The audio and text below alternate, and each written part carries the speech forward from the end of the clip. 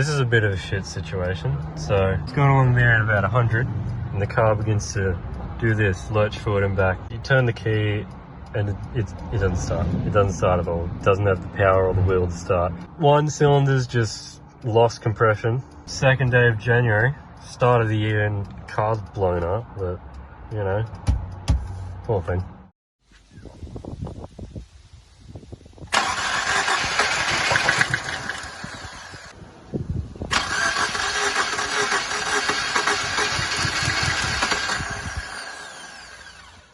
Go again.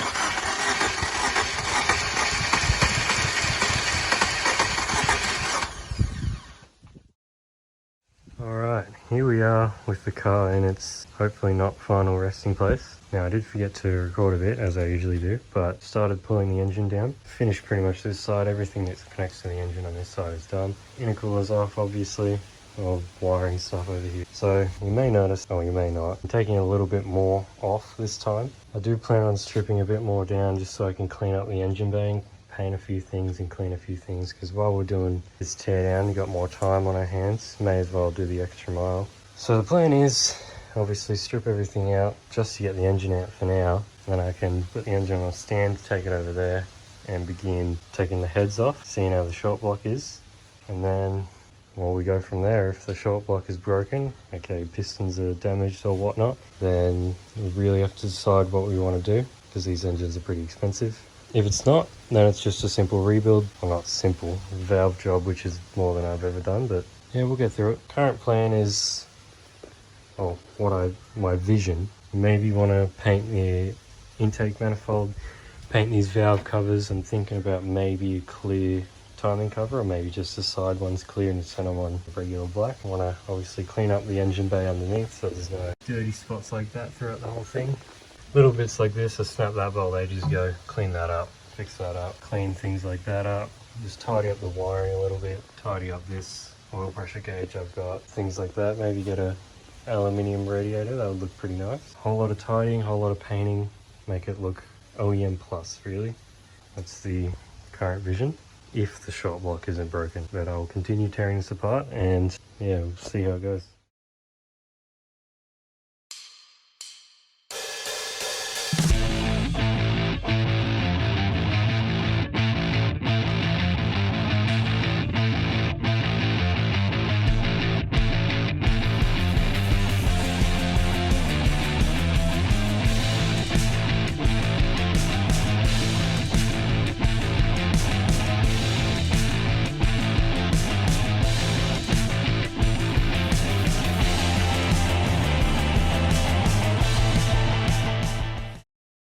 Alright, quick update. Car is now jacked up, fully up. I'm going to get the wheels off. Next step is getting the downpipes off, and then I can reach through, get the starter off, get the transmission bolts off, engine mounts, and whatever else they come along. And then the engine can come out, and then depends on where I am at that point. Might begin the tear down of the actual long block today, or tomorrow, not too sure. Yeah, good progress. Alright, current update. Radiator is out. Only a little bit of a lot of mess on the ground. Everything else is off. Transmission bolts are off. Don't know if I said that last time. But ready to jack up the engine, get to the torque converter bolts so we can pull the engine out without fucking up all that stuff like we did last time. So yeah, don't think there's much else to update on. I will record the process of doing that if I can. And then after that, it's just pulling the engine itself. Alright, here we are with the crane lifting the engine up, just a little bit of an angle. So we can get in behind the oil pan there into the torque converter. You can just barely see it. I've got our little hodgepodge tool to actually get behind the oil pan. It'd be much easier with the oil pan off, but I don't want to do that. So let's get to it. Alright, so here we are underneath the car. Torque converter right there, and those are those bolts that we're trying to get off. Now it's a bit difficult because this plate goes in there, right in front of that, covering that so you can't get any tool in there. Pretty difficult to get those bolts in because they're way up there. So you have to jack the engine up and get a spanner in there and kind of come at it from both sides with your fingers to wheel them off. But now that that's off, I can use this tool to get up in there, get them off, and then grab that, put it up on the crank sprocket there, rotate it 90 degrees and rinse and repeat. And once all four are off, I can do something through the starter hole up on the top there to keep the torque converter itself attached to the transmission and the flywheel to the, not the flywheel, the flex plate to the engine. So that way when we pull the engine out, the transmission and the torque converter stay here. We don't fuck up anything behind it. So let's get that done. Alright, well, I tried a few different ways. Couldn't get the bolts off, so I tried jacking the transmission up a bit, get some load off it, and when I was putting it back down, well, came off with it. So just pull the engine as is, and we'll deal with that another day. It's not like it's going in anytime soon again. It is dripping a bunch of transmission fluid now though, so damn it, but nothing we can't deal with. Let's pull it.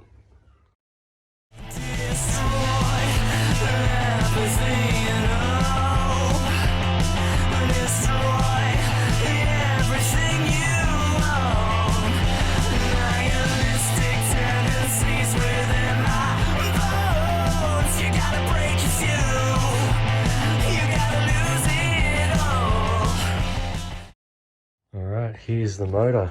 Now that we're here, you can see close up the timing damage. There's just bits of fibre everywhere from the timing belt. This is a pretty big oil leak there, but that might be because I spilt power steering fluid quite a bit there, so it could just be that. Next step is pretty rickety, getting that on there and then putting it over there probably, and beginning the teardown, probably starting with actually taking the manifold off this time. Last time we just let it dangling there unplugged from the heads and whatnot. Got a couple things in mind I want to do, so I want to take the turbos all the way off and maybe powder coat that so they look nice and shiny. Big part is done and out of the way. Now we're on to the investigative part, finding out what actually is damaged inside there. I think it's not very likely that the pistons are damaged, but did get a bit of a heads up from someone who might want to check the rods. I don't know, spinning around, see how it looks at top dead center, because if it's a little bit lower than it should be, then maybe the rods are bent. I doubt it. I don't think they hit that hard. I feel like it's just a bit of top end damage. A bit, quite a bit. Anyway, we'll find out soon enough. Alright, here we are. What I've done now is gotten both the turbos and the exhaust manifold off. Now, I've got a few concerns with these, namely secondary is incredibly dirty. I can't even read the plate. The primary has a whole bunch of oil in the intake. Secondary is pretty clean, probably because it doesn't get used much. Not too much worry on the exhaust pipe side. That's actually pretty clean looking. Whole bunch of carbon. That's pretty wet there as well. Wet along here. The secondary is really, really wet. My main big worry, throttle body, pretty clean. Secondary, oh, there's some oil there. But primary, there is so much sludge, and it is actually sludge. Like proper sludge. It's not even oily, it's actually like sticky and gooey. But yeah, hopefully I remember where all of this goes. I mean, I've done it before, and most of this stuff is pretty self-explanatory. Makes sense when you go to put it back together. But yeah, slowly making progress. It'd be cool to get a silicone intake pipe replacement for this, but I mean, I don't really have any problems with this. But yeah, that's where we're at right now. Next order of business, removing the intake manifold, I think, which might start with, God, where do you start? No clue. The deeper I get, the more excited I'm getting, because you know, all of this is so dirty. Then you get around the back and it's all so dirty as well. And I can just picture what a properly tidied up and clean and shiny long block would look like, and that's very, very exciting. Get ready to take the manifold off first. I'd like to see under this and see how everything under there looks. I know I've got an 8mm somewhere hidden in here. Where is it? That one right there. It's under there somewhere. Got to keep an eye out for that. But that's what we're up to today, and we'll continue on in the future. I'm not ashamed. Giants tower over bodies shot and maimed. Am I sick with a disease, or am I sane? You gotta start to run before you learn to. Alright, here we are. Most things are off the manifold. The alternator is off. I've got all the fuel stuff unplugged, whole bunch of wiring. Oopsies. Whole bunch of wiring stuff unplugged, whole bunch of lines back here undone, and pretty sure, as you can see, the manifold's pretty loose. I'm pretty sure that's everything. So I'll set my phone up and pull this off. Let's see if I was right and everything is off. Yeah. A little, tiny little plug connected to the power steering. It's off. Still feels like there's some sort of wire or something. Oh, that would be it. Something else down the back here. Knew I should have just taken this thing off. Alright, let's give that a try. Or I could have just done that. A little plug here, and I gave it one little press, and the clip just snapped off. Oh no, there wasn't a clip. Now, again, first try. Here's the somewhat torn down long block. Bit of leakiness there. Where's my light? That's quite oily. There's that, whatever that is. Let's see if we can find my socket. I don't know, it's probably here somewhere. There's quite a lot of debris and grease and grime all around the place. I don't blame it, it is a Subaru.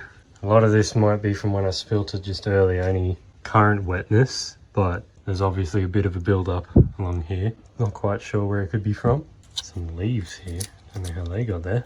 Don't really know what I'm looking for here. They kind of look a little crooked, but it might just be my eyes and the shadows playing tricks on me. I'm not too sure though. Let's see if I can see into the exhaust actually. Oh, those are quite wet. I mean, some of them look wet, some look a little crooked, but none of them look extremely bent, which is good, I think, maybe. But yeah, we won't really know until the heads are off, which we will get to shortly. Have to find some paper towels to block up all the inlets and whatnot. Yeah, good progress.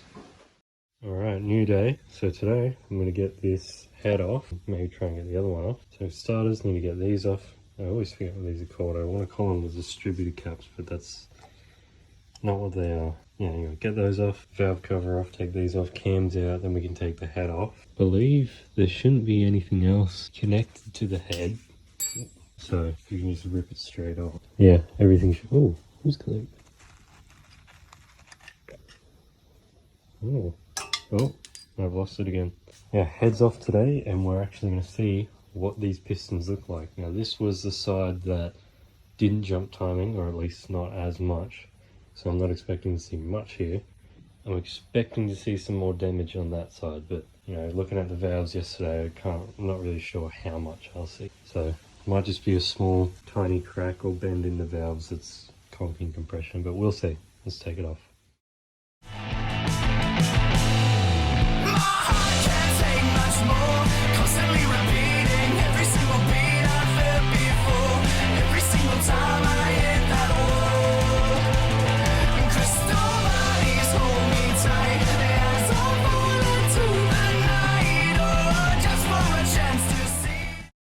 My goodness, what a pain that bolt was.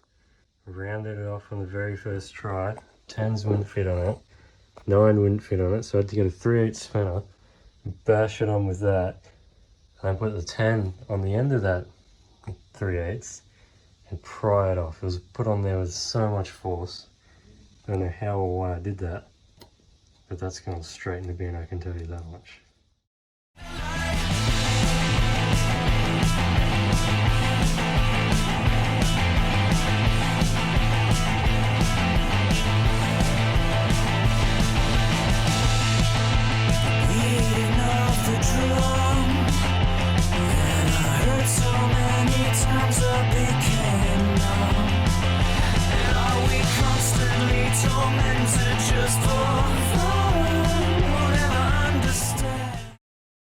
Right, now here are the pistons in all their glory. Now they don't look very damaged, but they are very gunky and dirty, so I assume it wasn't running very well at some point or another, maybe when we're cranking around. This side looks a bit worse. It's got a bit of crackling on the gunkiness. It's just the surface, I have to give it a clean. Now, come around to the head. Here's the head.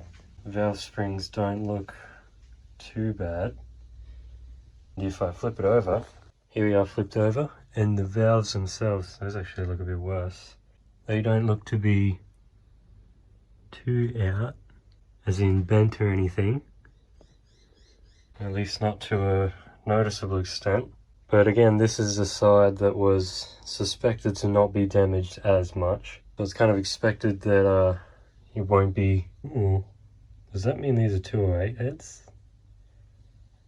Don't know. That's pretty cool though. What was I saying? This is a side that was suspected to not be as damaged, so it's not that surprising that we can't really see much damage. I'm guessing there is a bit of hidden damage, because don't know if the crank got out of time or not. I have no idea actually.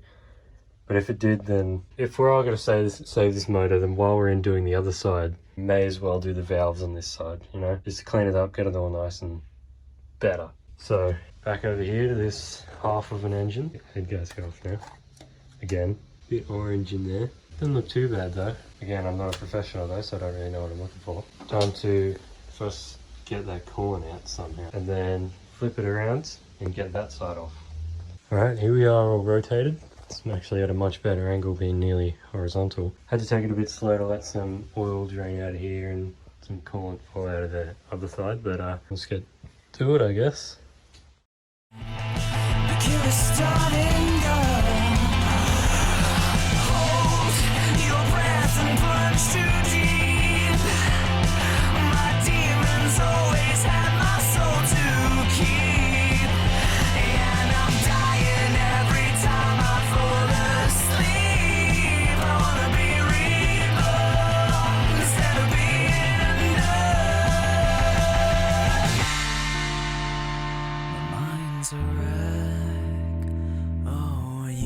Believing if I can't pray, I wanna be the hunter, not the hunted.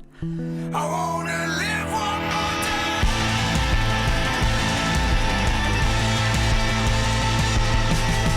Can't take much more, constantly repeating every... Oh shit. Alright, so I may have dropped that head because I'm an idiot, but it's all messy now. But if I flip it over, here we are, and don't know if you can notice. Yeah, that's not supposed to be like that. Those are very stuck open, in fact. Actually, yeah, they're quite badly bent, because you see how they're meant to be flush on an angle there? Those are straight up properly bent. At least it only looks like 4 of them are bent and not all 16, so found the problem. Here's the pistons of the driver's side, and everything looks... Actually, I've just noticed, I was going to say everything looks fine, but there's a very obvious imprint of the valves there where they've been bent. Doesn't look like it goes... Oh, it might go into the metal. I'm not sure, I'll have to clean all that gunk off and then I'll be able to see, but so far it just looks like it's been stopped by the layer of carbon. But as far as I can tell, at least all 3 other pistons are fine. This one... a little bit of a worry, but I'm pretty sure it's fine as well. So that is good news. Alright, so I may have spoken too soon, because had a bit of a look at the bores, and they've got that really awful, I don't know, sort of pitting look to it. Some of it might just be dirtiness, like the whole bottom's dirty, so I wouldn't. But this top bit is pretty terrible looking, and if I rotate around, it's on this side as well, but it's not on the other half of the engine. So I had a bit of a chat with some guys I know. One of them reckons it's from letting it sit with a blown head gasket before I bought it. That's probably ruined that. Not to mention, if you come over this side, where is it? Right there. Right there where the tip of my finger is, that's an actual chip in the bore. Yeah, right in the center of the camera there, that's an actual chip in the bore. And if that's not bad enough, over this side, there's another chip. That one's much worse. You can actually tell it's a chip because you run your finger over it. You don't even need your fingernail. Just run a bare finger over it and you can feel it. So I think celebrated way too soon. In short, this head's all right. That head's probably fine, it's just the valves. But the block itself is probably not beyond saving, but it's cooked. So we could get a new block, swap the internals over. We could try and find a 206 block, not swap anything over, or hone it out, crosshatch it, whatever, and get some oversized pistons, but that's really a discussion for another day. So yeah, Not great.